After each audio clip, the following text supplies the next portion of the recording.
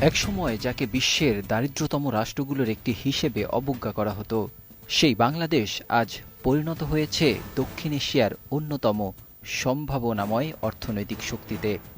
তৈরি পোশাক, কৃষি, প্রযুক্তি এবং শিল্প খাতের অগ্রগতির ফলে বাংলাদেশ এখন বিশ্বের দ্রুত বর্ধনশীল অর্থনীতির একটি রোল মডেল। এই বাস্তবতায় প্রশ্ন উঠেছে, বাংলাদেশ কি এখন আসিয়ান জোটের পূর্ণ সদস্য হওয়ার জন্য প্রস্তুত? আসিয়ান জোট বিশ্বের অন্যতম বৃহত্তম বাণিজ্যিক ব্লক, যার সদস্য 10টি দেশের সম্মিলিত জিডিপি বৈশ্বিক অর্থনীতির 9% প্রতিনিধিত্ব করে এবং যার বাজার 650 মিলিয়ন মানুষের। কিন্তু এই বিশাল অঞ্চলের সঙ্গে বাংলাদেশের বাণিজ্যিক সংযোগ এখনও খুব সীমিত। বাংলাদেশের মোট বৈশ্বিক বাণিজ্যের মাত্র 10% হয় আসিয়ানভুক্ত দেশগুলোর সঙ্গে, যেখানে ইউরোপের সঙ্গে 31% এবং অন্যান্য এশীয় দেশের সঙ্গে 42%। ফলে এই অঞ্চলে বাংলাদেশের সম্ভাবনা এখনও অব্যবহৃত।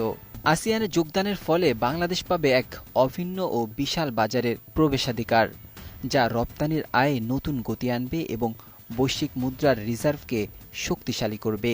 বাংলাদেশ আসিয়ানের সদস্য হলে প্রযুক্তি স্থানান্তরের বড় সুবিধা পাবে। আসিয়ান দেশগুলোর জন্য বাংলাদেশের প্রবেশদ্বার গুরুত্বপূর্ণ। চট্টগ্রাম, মোংলা বন্দর এবং কক্সবাজারে নির্মাণাধীন গভীর সমুদ্র বন্দর দক্ষিণ পূর্ব এশিয়ার দেশগুলোকে ভারত মহাসাগরে সংযোগ দিতে পারে। এতে আঞ্চলিক বাণিজ্য ও পরিবহন ব্যবস্থায় বাংলাদেশ গুরুত্বপূর্ণ ভূমিকা রাখতে পারবে। বর্তমানে বাংলাদেশ আন্তর্জাতিক কূটনীতিতে নতুন উচ্চতায় পৌঁছেছে। অন্তর্বর্তী সরকারের নেতৃত্বে ডক্টর ইউনূসের মতো একজন স্বচ্ছ, আন্তর্জাতিকভাবে পরিচিত ব্যক্তিত্ব দেশের ভাবমূর্তি আরও জোরদার করছে।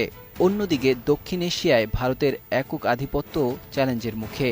নেপাল, শ্রীলঙ্কা, মালদ্বীপের মতো দেশগুলো বিকল্প পথ খুঁজছে, যেখানে বাংলাদেশ হতে পারে একটি আঞ্চলিক সেতুবন্ধন।